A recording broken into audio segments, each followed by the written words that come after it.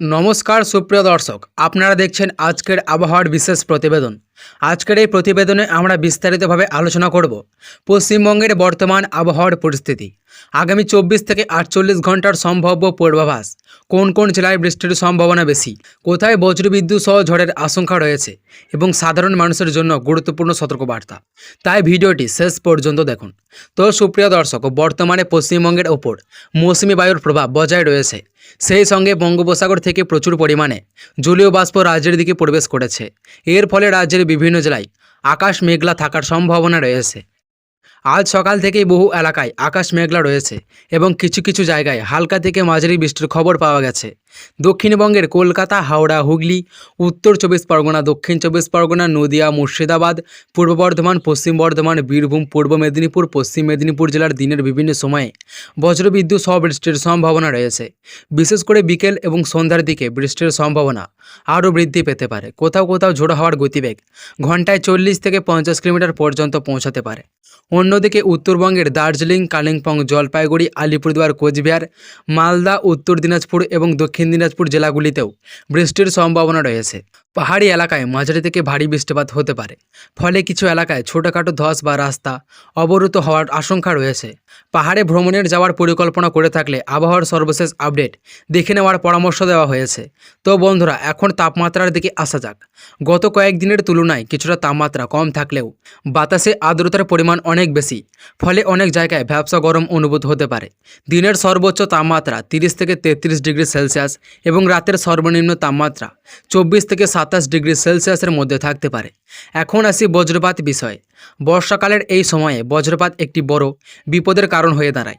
প্রতি বছর বজ্রপাতের বহু মানুষ আহত হন এবং প্রাণ হারান। তাই আকাশে কালো মেঘ দেখা গেলে এবং বজ্রধ্বনি শোনা গেলে দ্রুত নিরাপদ স্থানে আশ্রয় নিন। বড় গাছের নিচে দাঁড়াবেন না, খোলা মাঠে অবস্থান করবেন না এবং বৈদ্যুতিক খুঁটির কাছে যাওয়া থেকে বিরত থাকুন। যারা কৃষিকাজের জন্য যুক্ত রয়েছেন তাদের জন্য আজকের আবহাওয়া খুবই গুরুত্বপূর্ণ। বৃষ্টির কারণে ধান চাষে সুবিধা হলেও অতিরিক্ত বৃষ্টিতে জমিতে জল জমে ক্ষতির সম্ভাবনা রয়েছে। তাই কৃষকদের জমিতে জল নিষ্কাশনের দিকে নজর রাখার পরামর্শ দেওয়া হয়েছে। এছাড়া বজ্রপাতের সময় মাঠে কাজ করা একেবারেই উচিত নয়। এবার আসি মৎস্যজীবীদের জন্য প্রসঙ্গে। সমুদ্র এবং উপকূলবর্তী এলাকায় আবহাওয়া খারাপ থাকলে ছোট নৌকা ও ট্রলার নিয়ে গভীর সমুদ্রে না যাওয়ার পরামর্শ দেওয়া হয়েছে। ঝোড়ো হাওয়া এবং উত্তাল সমুদ্রের কারণে বিপদের আশঙ্কা তৈরি হতে পারে। তো বন্ধুরা, যারা প্রতিদিন অফিস, স্কুল, কলেজ বা বিভিন্ন কাজে বাইরে বের হন তাদের জন্য বিশেষ পরামর্শ দেওয়া হয়েছে। বাড়ি থেকে বের হওয়ার আগে অবশ্যই আবহাওয়ার আপডেট দেখে নিন। সঙ্গে ছাতা বা রেইনকোট রাখুন, কারণ দিনের যে কোনো সময় আচমকা বৃষ্টি শুরু হতে পারে। রাস্তায় জল জমে গেলে সতর্কতার সঙ্গে চলাফেরা করুন।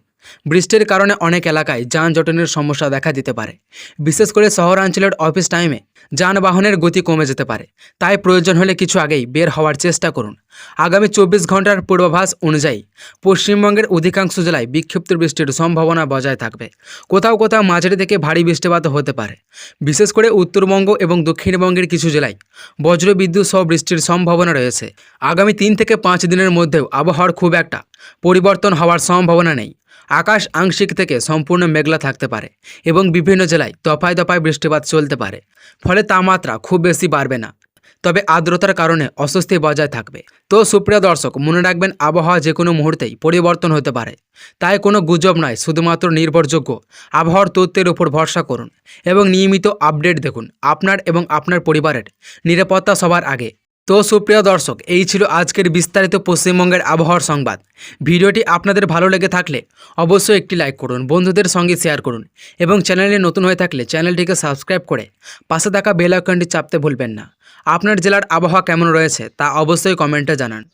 সবাই ভালো থাকুন, সুস্থ থাকুন। আবারও দেখা হবে আগামী আবহাওয়ার আপডেটে। ধন্যবাদ।